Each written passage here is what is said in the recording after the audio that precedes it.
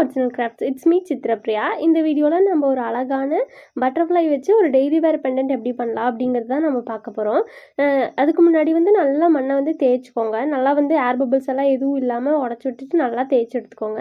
அப்புறம் இந்த மாதிரி நான் பேப்பரில் பட்டர்ஃப்ளை மாதிரி கட் பண்ணி வச்சுருக்கேன். நீங்கள் எந்த ஷேப்பில் வேணால் கட் பண்ணிக்கலாம். நான் இந்த ஷேப்பில் நான் கட் பண்ணி வச்சுருக்கேன். இதே மாதிரி இருந்துட்டு ஒரு 3-4 சைஸில் உங்களுக்கு எவ்வளோ பெருசாக பெண்டன்ட் வேணுமோ அதுக்கேற்ற மாதிரி டிஃப்ரெண்ட் ஷேப்பில் வச்சு இது பண்ணிக்கோங்க. இப்போ பாருங்கள், நான் பேப்பர் கட்டிங் பண்ணி வச்சுருக்கேன். அதை வச்சுட்டு மண் மேலே வச்சுட்டு அப்படியே வச்சு நான் கட் பண்ணிக்கிறேன். நீங்களும் இதே மாதிரி கட் பண்ணிக்கோங்க. இல்லை நீங்கள் நைஃப்பில் கட் பண்ணுறதா இருந்தால் கூட ஓகே. இப்போ பாருங்கள், கட் பண்ணிட்டு நான் அதை அப்படியே பிரித்து எடுக்கிறேன். இப்போ இப்படி பார்த்தீங்கன்னா இந்த மாதிரி ஃபுல்லாக வந்துடும். இந்த மாதிரி உங்களுக்கு எத்தனை ஷேப் வேணுமோ அத்தனை ஷேப்புக்கு வந்துட்டு ஃபுல்லாக பட்டர்ஃப்ளைஸ் எல்லாம் கட் பண்ணி எடுத்துக்கோங்க. இப்போ பாருங்கள், நான் இல்லை 2 மட்டும்தான் பண்ணி காமிக்கிறேன். நான் டோட்டலாக 5 யூஸ் பண்ணுறேன். இதே மாதிரி இதுக்கப்புறம் நான் பீசஸ் கட் பண்ணி வச்சுப்பேன். இப்போ பார்த்தீங்கன்னா ஐப்பின்னை நான் கட் பண்ணிட்டு அது இந்த மாதிரி ஒரு ஹூக் மாதிரி இப்படி பண்ணி வச்சுருக்கேன். இதே மாதிரி நீங்களும் பண்ணிக்கோங்க. இல்லை ஐப்பின்னே வேணாலும் கனெக்ட் பண்ணிக்கலாம். இதை ஒரு பார்ட்டை இந்த மாதிரி சின்ன பட்டர்ஃப்ளைல கனெக்ட் பண்ணிக்கோங்க. இன்னொரு பீஸை இந்த மாதிரி பெரிய பட்டர்ஃப்ளைல கனெக்ட் பண்ணிக்கோங்க.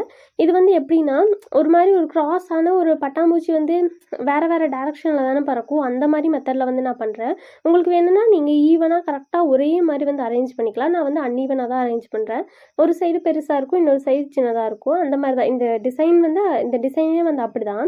இப்போ பாருங்கள், இந்த மாதிரி ஒரு பெரிய பட்டர்ஃப்ளை கிட்ட இந்த சின்ன பட்டர்ஃப்ளை நான் 2 கொடுத்துருக்கேன். அது 2 அந்த கார்னர் தான் இந்த ஜாயின் பண்ணியிருக்கேன். நீங்களும் இதே மாதிரி ஜாயின் பண்ணிக்கோங்க.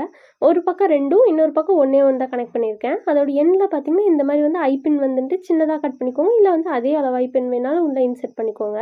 இப்போ பாருங்கள், அந்த பட்டர்ஃப்ளை கீழே நல்லா ஹேங் ஆகணும் அப்படிங்கிறனால 2 ஐபினை கனெக்ட் பண்ணி வச்சுருக்கேன். கனெக்ட் பண்ணி வச்ச ஐபினை இந்த மாதிரி ஒரு பட்டர்ஃப்ளையோட ஒரு கார்னரில் அந்த விங்ஸில் நல்லா குத்தி விட்டுக்கோங்க. அது என்ன பண்ணுறீங்கன்னா ஃப்ரண்ட் சைடும் வெளியே வராமல் இல்லை பேக் சைடும் வெளியே வந்துடாமல் பார்த்து இது பண்ணுங்கள். அதுக்கப்புறம் கடைசியில் இது பார்த்து நல்லா இந்த மாதிரி ஏதோ கம்பியோ ஏதோ வச்சு ப்ரெஸ் பண்ணிங்கன்னா உள்ளே போயிடும்.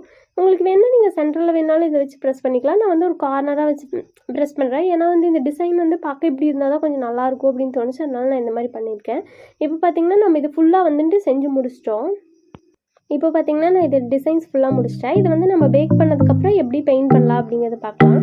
இப்போ பாருங்கள், ஃபுல்லாக பேக் பண்ணி முடிச்சிட்டேன். நல்லா 2 டேஸ் காய விட்டுட்டு அதுக்கப்புறம் பேக் பண்ணி எடுத்து வச்சுக்கோங்க. நான் பேக் பண்ணப்பவே பிளாக் கலரில் தான் இருந்துச்சு. இப்போ பாருங்கள், இந்த கீழே பட்டர்ஃப்ளைக்கு எப்படி பெயிண்ட் பண்ணியிருக்கணும் அதே மாதிரி இந்த பெரிய பட்டர்ஃப்ளைக்கு எப்படி பெயிண்ட் பண்ணுறது அப்படின்னு சொல்லி நான் காட்டுறேன் பாருங்கள். ஃபஸ்ட்டு இந்த மாதிரி அக்ரிலிக் பெயிண்டில் ஆரஞ்சு கலர் எடுத்துக்கோங்க. உங்களுக்கு ஆரஞ்சு கலர் வேணாம், ப்ளூ கலர் பட்டர்ஃப்ளை வேணால் கூட ப்ளூ கலர் பண்ணிக்கலாம். நான் ஆரஞ்சு கலர் யூஸ் பண்ணுறேன். இப்போ பாருங்கள், இந்த ஆரஞ்சு கலர் ஃபஸ்ட் பண்ணும்போது கொஞ்சம் லேயராக தெரியும், ஒரு மாதிரி திட்டாக தெரியும். அதனால செகண்ட் கோட்டிங்கும் அடிக்கணும். அப்போ தான் நம்மளுக்கு பார்க்க நல்லாயிருக்கும். இப்போ பாருங்கள், இந்த மாதிரி வச்சு ஒரு சைடு நான் வாட்டர் அப்ளை பண்ணியிருக்கேன், இன்னொரு சைடு அப்ளை பண்ணல. டிஃப்ரென்ஸ் தெரியுது பார்த்தீங்களா? இந்த மாதிரி நல்லா ஈவனாக அந்த சைடெல்லாம் கேப்லாம் அடிச்சு முடிச்சிருங்க. நான் சைடில் ஏன் ஓரோ பிளாக் விட்டுருக்கேன்னா அந்த இடத்துல நான் பிளாக் கலர் தான் அடிக்க போகிறேன். இப்போ கீழே பட்டர்ஃப்ளை இருக்குது பார்த்தீங்களா? அந்த மாதிரியே தான். இப்போ இதில் சென்டரில் எந்த ஒரு கேப்புமே இல்லாமல் நல்லா அடிச்சு முடிச்சிருங்க. நல்லா ஆரஞ்சு கலர் ஃபுல்லாக அடிங்க. நீங்கள் இந்த இடத்துல எவ்வளோ ஆரஞ்சு கலர் கரெக்டாக கொடுக்குறீங்களோ அதை பொறுத்து தான் நம்மளுக்கு லுக் கரெக்டாக வரும். இப்போ பாருங்கள், நான் இந்த லைன்ஸ் எல்லாம் எதுவும் இல்லாமல் ஒரு நீட் ஃபினிஷிங்காக நான் கொடுத்துக்கிறேன். அதுக்கப்புறம் இந்த கார்னர்ஸில் நான் பிளாக் கலரில் சின்ன சின்னதாக அப்படியே டாட் மாதிரி ஒரு டிசைன் வச்சுருக்கேன். இது நம்மளுக்கு ஒரு அன்ஈவனாக இருந்தால் தான் நல்லாயிருக்கும். ஸ்ட்ரைட் லைன் மாதிரி போட்டிங்கன்னா உங்களுக்கு பட்டர்ஃப்ளை மாதிரி வராது. இப்போ பாருங்கள், இந்த மாதிரி கொஞ்சம் கேப் விட்டு அந்த பிளாக் சைடு கொஞ்சம் பெருசாகவும் ஆரஞ்சு சைடு கொஞ்சம் சின்னதாகவும் நான் பண்ணுறேன். உங்களுக்கு எந்த மாதிரி பிடிச்சிருக்கோ நீங்கள் அந்த மாதிரி ஃபுல்லாக பெயிண்ட் பண்ணிக்கலாம். இப்போ பார்த்தீங்களா, நான் இந்த அளவுக்கு நான் ஃபுல்லாக பெயிண்ட் பண்ணிட்டேன். இந்த கேப்ஸில் இல்லை உங்களுக்கு பிரைட்டான கலரில் எனக்கு ஒரு லைட்டான பிளாக்கே போதும் அப்படின்னு தோணுச்சுன்னா நீங்கள் பேக் பண்ணிங்களே அதே கலர் கூட விடலாம். நான் இந்த பேக் சைடு நான் அப்படியே தான் விட்டுருக்கேன். நான் உங்களுக்கு லாஸ்ட்டில் காட்டுறேன் பாருங்கள். ஃப்ரண்ட் சைடு மாதிரியே தான் இருக்கும் பேக் சைடு. நம்மளுக்கு எந்த ஒரு டிஃப்ரென்ஸுமே தெரியாது. சொல்லப்போனால் இந்த மாதிரி டெரகோட்டா ஜுவல்லரிஸ் நீங்கள் யூஸ் பண்ணுறது உங்கள் உடம்புல இருக்க ரொம்ப ஹீட்டை கம்மி பண்ணும். அதுக்காக தான் நம்ம டெரகோட்டா ஜுவல்லரியில் நம்ம செய்கிறதே. நம்ம பேக் சைடு எந்த ஒரு பெயிண்ட்டுமே இல்லாமல் நம்ம ஸ்கின்ல படும்போது என்ன ஆகுனா அது மண்ணு தான் இல்லை, அதோட நேச்சுரலான அந்த ஹெல்த் பெனிஃபிட்ஸ் எல்லாம் நம்மளுக்கு கிடைக்கும். நான் அதனால தான் பேக் சைடு அப்படியே பெயிண்ட் பண்ணலாம் அப்படியே விட்டுருக்கேன். ஃப்ரண்ட் சைடு மட்டும் தான் பெயிண்ட் பண்ணியிருக்கேன். இப்போ பார்த்தீங்கன்னா இந்த பிளாக் கலர் சைட்லலாம் கொடுத்து முடிச்சதுக்கப்புறம் இல்லை சின்ன சின்னதாக ஒயிட் டாட் வைங்க. இந்த பட்டர்ஃப்ளை பார்த்துருக்கீங்க இல்லையா? இந்த மாதிரி டைப் பட்டர்ஃப்ளைல இந்த மாதிரி ஒயிட் டாட் இருக்கும். அதுக்காக தான் நான் ஒயிட் கொடுக்குறேன். உங்களுக்கு பிடிச்சிருந்தா கொடுக்கலாம், இல்லாட்டி நீங்கள் கொடுக்க வேண்டாம், ஆப்ஷனல் தான். இப்போ பாருங்கள், நான் சின்ன சின்னதாக ஒயிட் டாட் கொடுத்துக்கிறேன். உங்களுக்கு எந்தெந்த இடத்துலலாம் கரெக்டாக ஃபில் ஆகாத மாதிரி இருக்கும் அந்தந்த இடத்துலலாம் குட்டி குட்டியாக ஒயிட் டாட் கொடுத்துக்கோங்க. அப்புறம் பிளாக் டாட் கொடுத்துக்கோங்க. அப்போ தான் நம்மளுக்கு பார்க்கறதுக்கு நல்லாயிருக்கும். இங்கே பாருங்கள், நான் ஒரு சின்னதாக பிளாக் டாட்ஸ் எல்லாம் கொடுத்துக்கிறேன். இதே மாதிரி நீங்களும் கொடுத்துக்கோங்க. இந்த மாதிரி பெயிண்ட் ஃபுல்லாக அடித்து முடிச்சதுக்கப்புறம் இது மேலே ஒரு கோட்டிங் வார்னிஷ் கொடுத்துட்டிங்கன்னா சூப்பராக இருக்கும். இப்போ பாருங்கள், உங்களுக்கு தேவையான அந்த ரோப் வந்து எவ்வளோ நீளம் வேணும் அப்படின்னு சொல்லிட்டு அளவு கரெக்டாக பார்த்து எடுத்துக்கோங்க. அதில் ஒரு கார்னர் மட்டும் அப்படியே மடிச்சுட்டு நான் நூல் போட்டு அப்படியே வந்து கட்டிக்கிறேன். நம்ம வந்து டெய்லி வேர் செட்டுக்கெல்லாம் கட்டுவோம் இல்லையா, அந்த மாதிரி தான். இது வந்து நல்லா வந்து டைட்டாக வந்து உங்களுக்கு பிளாக் கலர் நூல் போட்டு நல்லா டைட்டாக கட்டிட்டிங்கன்னா ஸ்ட்ராங்காக இருக்கும்.